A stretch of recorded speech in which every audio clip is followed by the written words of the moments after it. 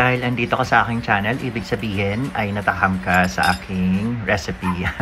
And for today's video, hindi ko alam kung ano yung papangalan ko dito. Basta ito ay tilapia na nilagyan ng Sprite and taba ng baboy.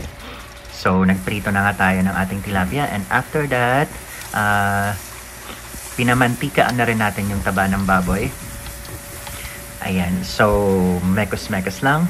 Then, nilagyan ko na rin niya ng salt.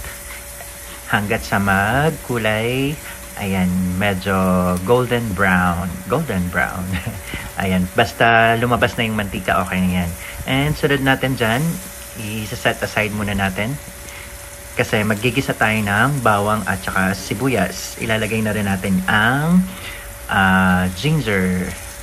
Ano ulit yung ginger sa Tagalog? Luya. Lagay na natin yung ginger, luya, at saka yung siling pula, siling labuyo. Gusto ko nagigisa na kasama yung siling labuyo kasi ano yan ma-aroma. Okay, try nyo din.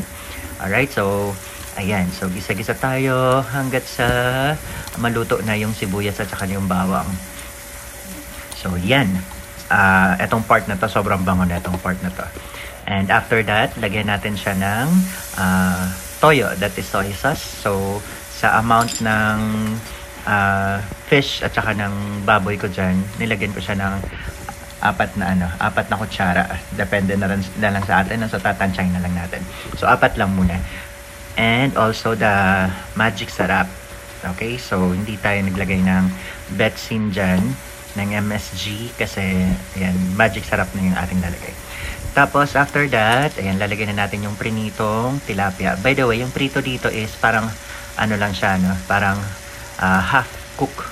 Hindi siya yung tostado na prito para hindi siya madurog habang pinapakuluan. And yan, nakita na nga natin, nilagay na yung Sprite. Okay, and also kapag kumulo na, lagyan na natin ng another seasoning, yung paminta. So depende sa atin kung anong gustong paminta yung ilagay mo. Kulang ako dyan ng dahon ng laurel. Wala akong dahon ng laurel, so hindi ko nalagyan dyan. So durog na paminta habang pinapakuluan. Then suka, a little bit of vinegar, and naglagay na rin ako dyan ng siling haba. So pinakuluan ulit.